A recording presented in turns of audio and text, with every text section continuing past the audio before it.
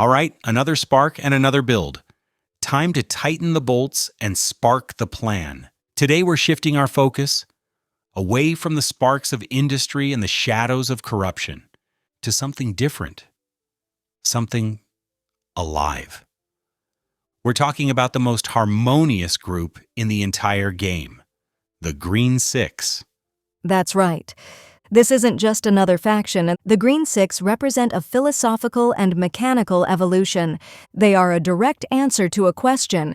What happens when Titans align themselves not with mastery and force, but with sustainability, balance, and even restraint?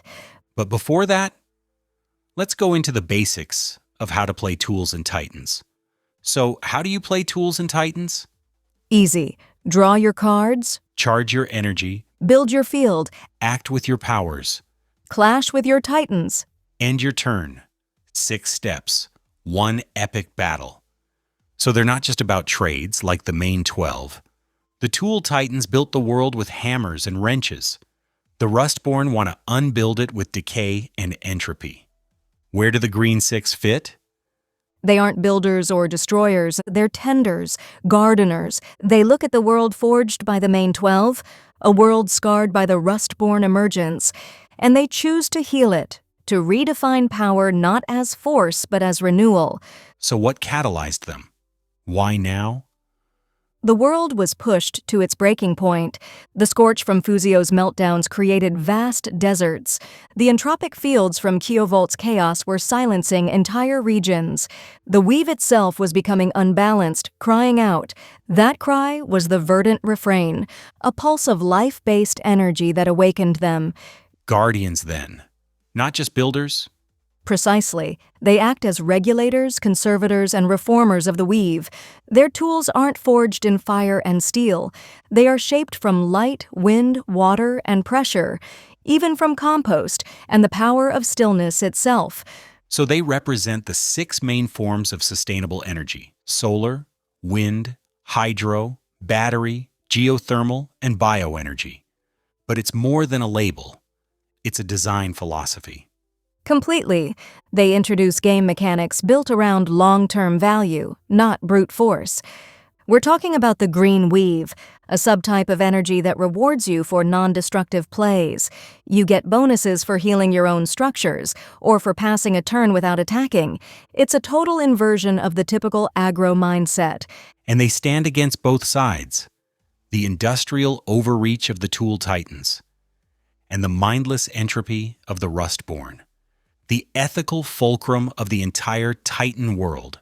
Exactly. They rose after the Rustborn emerged. They are the next chapter. A philosophical evolution responding to what went wrong. A course correction. A necessary one. You mentioned their homes are sanctuaries. Let's explore that. Where do they dwell? Each one resides in a biome of pure elemental balance. Take Solaritan, the solar titan. Home is the heliogrid spires. These are literal orbiting solar sanctums above the planet. This high vantage point means they are always collecting energy, day or night. In-game, this translates to a slow but incredibly reliable energy gain each turn. An Auravana of the wind? The Wind Vault Ares across the Echo Peaks. This isn't just a windy spot. It's a series of canyons that create unpredictable wind tunnels. This is why Auravana's mechanics are all about disruption and movement. She can literally use her zone's power to blow an enemy Titan into an adjacent lane, or redirect an incoming task card harmlessly away. So the environment is the mechanic. What about Hydrina? She's in the deep pressure wells beneath the tidal loom. Think of a massive subterranean reservoir. The pressure builds and builds. That's her core mechanic. Pressure counters. She does very little for several turns, but each turn the pressure builds. Then you unleash it, a flood of effects that can wipe a board. But if your opponent breaks the well early, the pressure is lost. And Voltessence, the battery. Sealed away in core banks, these are deep cycle battery temples insulated from the world. They store energy, pure and simple. Voltescence's gameplay is the same. You play task cards that do nothing. They just sit there with a charge counter. You spend weave energy to add more charge counters. Then one card might say, activate all charged tasks at once. It's the ultimate combo setup. So we have sky, mountains, depths, and sealed vaults. That leaves Terravul and Verdessia. Terravul lives in the Hearthhold tectocrust, geothermal ridges where the planet's heat bleeds close to the surface. Their structures are called deep heat structures. They are played face down, and they gain power for each turn they remain dormant, soaking up that heat. You can flip them on your turn to reveal a massive defensive wall or a slow, burning damage effect. And Verdessia, the bioenergy titan, the Moss Vale Glade. A place where death is not an end. It's a resource. The Moss Vale Glade is a compost-rich sanctum. Her signature mechanic is composting. When one of your tools, structures, or even titans is destroyed, it doesn't go to the junkyard. It goes to your compost zone. Verdessia has abilities that draw power directly from the number of cards in her compost. She literally uses loss to become stronger. Every titan turn, draw, charge, building act, clash, end. 6 steps. Infinite ways to forge your victory. And the Green 6 master that loop through patience. Their core systems are unique. The green weave, as we said, is key. They use sustain tokens, which are recyclable energy sources. Unlike normal weave, which is spent and gone, sustain tokens often return to your hand or field at the start of your next turn. It creates these incredible sustainable engines. But there's the catch you mentioned, the Overharvest Penalty. There is. It's a tightrope walk. If a card says gain 1 sustain token, but you try to use an ability to gain 2, you might trigger an overharvest. The penalty could be anything: discarding your hand, taking damage, or even destroying your own sustainable engine. You are punished for greed. The mechanic itself enforces restraint. And you have reflect and absorb mechanics. So if an aggressive deck, say one led by the brawler Masonics, attacks you, you can flip a card that says absorb the attack, gain sustain tokens equal to the damage prevented. You literally turn their aggression into your fuel for next turn. It's a beautiful counter. And of course, Zone Cleanse, the ability to remove scorch, rust, or decay counters, a direct weapon against the rust-borne wind condition. Let's go deeper on the individual playstyles. Solaritan, a defensive engine. How does it feel to pilot that deck? It feels like building a perfect solar panel array.